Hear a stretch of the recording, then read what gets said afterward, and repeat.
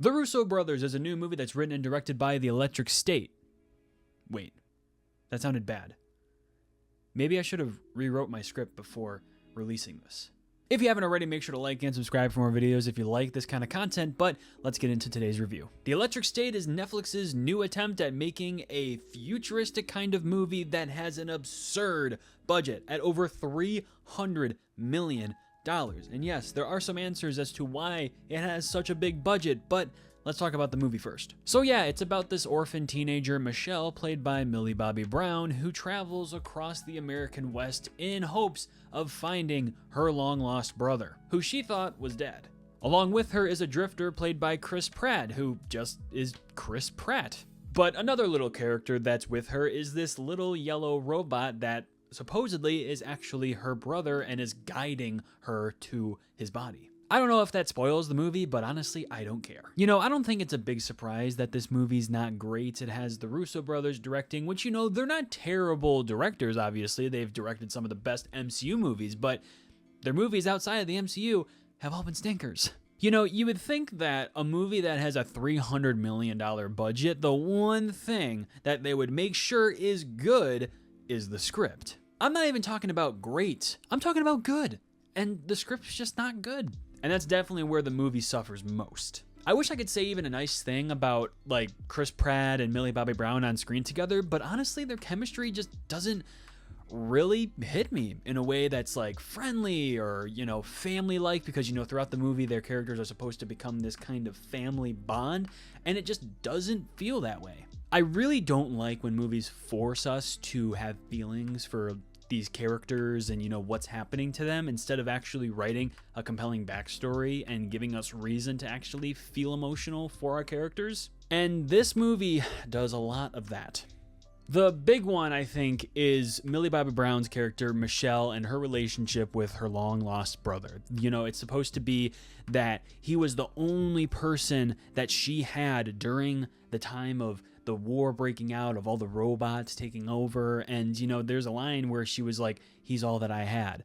But there really was nothing to back that up. I mean, yeah, okay, but you're just telling us, and you're not showing us. And I think they tried, and I think that they thought the first couple minutes of this movie was showing us that, but it absolutely wasn't. And there's even another part where we're supposed to believe that her brother is like the smartest person in the world, and the only thing that we have backing up that information is at the very beginning of the movie, where he's just this smug-ass teenager who just, you know, basically aced an easy test, and then Millie Bobby Brown's character just says, "You are smart, you are meant for something." And it's just like, come on. It's just word soup. It is just so much stuff that's being said, but nothing is showing us, and nothing's actually giving us a reason to be like, you know what? He actually might be, you know, one of the smartest people in the world. But no, it's just constant, yep, this is what you're supposed to know. This is what you're supposed to believe. This is the feelings that you're supposed to feel for our characters. And it's just like, come on. There is so many other ways that you could go about making a compelling story. Also, I know that this is based on a book or whatever. I never read it. I've heard that the book is much better than this movie, but I've also heard from some people that the book is actually not that great to begin with. But, you know, I just don't think the story's that interesting. There could have been so many different kind of journeys that our characters could have gone on in a world that is surrounded by robots. And it's just like, is this really our story? It's so unfortunate because, like I said, a $300+ million, I think it's like $310 million for this movie. I don't get how these movies get that big of budget, and how they're not even remotely just okay. Like, this movie's not even okay. It's just bad. And, you know, it sucks that there's not even like one funny scene. Now, the reason this movie has a $300+ million budget is pretty obvious. I mean, there are an insane amount of robots that have their own unique and different design, and obviously that's going to take a lot of money. And there's a lot of famous people in this movie. I mean, Coleman Domingo makes like a 2-minute appearance. Or what were they doing? Just like calling up every actor that they know and first off is super popular that currently and just being like, yo, you want to just make an appearance in my movie? That's what I feel like Anthony and Joe Russo's movies are all about. And I mean, it makes sense because they did direct a lot of the Marvel movies, especially like Infinity War and Endgame, which are movies comprised of throwing a bunch of people in. But like this movie just could have benefited so much from having maybe just a lesser budget, and they spent more time in the writer's room to really fine-tune our characters and, maybe actually cast different people, because I don't think Millie Bobby Brown or Chris Pratt did that great in the movie. I was a little bit scared at first because Millie Bobby Brown's performance at the very beginning was so just not good, and I'm saying this in a way to not, pick on her, because I do think it has to do with the editing too, because the editing just felt so choppy, so weird, and it definitely did not help her performance at all, and neither does the writing. But throughout the movie, I just didn't feel any of the emotion. I felt no emotion. I think where a lot of this budget actually went to was getting the rights for Mr. Peanut, because they actually had an ad for the Peanut brand before watching this movie on Netflix. And it was like an entire ad made with that character design. That's where most of that budget probably went. Well, maybe not most, because that's a naive thing to say, but a lot of that budget definitely went towards Mr. Peanut. And it's just like, okay, we get it, 90s nostalgia, 90s references, we get that, which actually that puts me into the next thing I want to talk about is the references. I like a good reference. I like a good nostalgic reference that takes us back to a time long ago.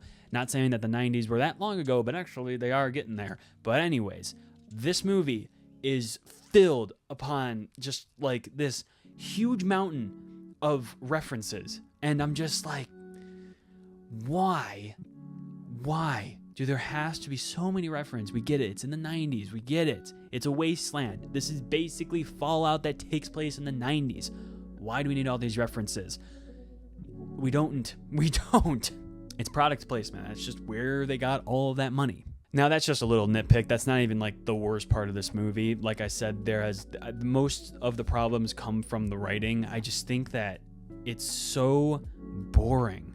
There are so many cool opportunities that they could have done with our robot characters and our main human characters. There could have been so much more to them to give us reason to care about them, but they just didn't. Millie Bobby Brown has sort of been trapped in Netflix's contract, and I know she actually recently came out saying that she's a Netflix baby and she's proud to be a Netflix baby. And her reasoning behind that sounds almost like she feels like bad. She would feel bad for leaving Netflix because of how much they built her career from Stranger Things. And I'm like, please get her out of these contracts, because unlike Enola Holmes, which I didn't watch, but a lot of people liked it. That's pretty much the only decent Netflix movie that she's been in. And Stranger Things is a good show, but she needs to be on the big screen in the theaters. She is a huge actress that is now married to a Bon Jovi. So we need to see her in more movies that aren't Netflix garbage. Chris Pratt, I do like myself some Chris Pratt in a movie, but he really is starting to just become Chris Pratt. And that sucks, because he really was a really, really fun actor. And I think a lot of that strands from Star-Lord. I feel like a lot of his personality comes from that character, and it's really seeping into every single role that he's in, even voice acting. And, when Parks and Rec was out and, the first Guardians of the Galaxy, he was so good. And he was in other movies that weren't just these high-budget pieces of garbage. He needs, a new agent to get him new and better projects, because this is not it. We also got to stop recycling the same stuff, because this is like Chappie and Ready Player One mixed into one bad movie, and both those movies are actually pretty good. But I don't like how all of these movies are about some villain, and this one's played by Stanley Tucci, and at the very beginning we can just tell that he's going to end up being the bad guy of the movie. this guy that created all of these robots that are taking over the world. Of course, he's going to be the villain. But then they have, you know, a side villain in this movie played by Giancarlo Esposito, who were like, oh, he's like the bad guy. But no, it's actually Stanley Tucci's character. It's just nonsense. It's just nonsense. Now, maybe all of those things are just little nitpicks, but I found this movie to be absolutely boring. And the fact that it does have a $300 million budget is just absurd. Makes no sense. I mean, well, it makes sense, but, you know, we got to stop making these movies $300+ million, and they're not good. What is it? Why? What is it with that? That makes zero sense to me. That brings you to the end of the movie review. What did you think of The Electric State? Make sure to let me know in the comments below. But that brings you to the end of this video. I appreciate every single one of you. And remember, your movie moment is right around the corner. See you in the next video.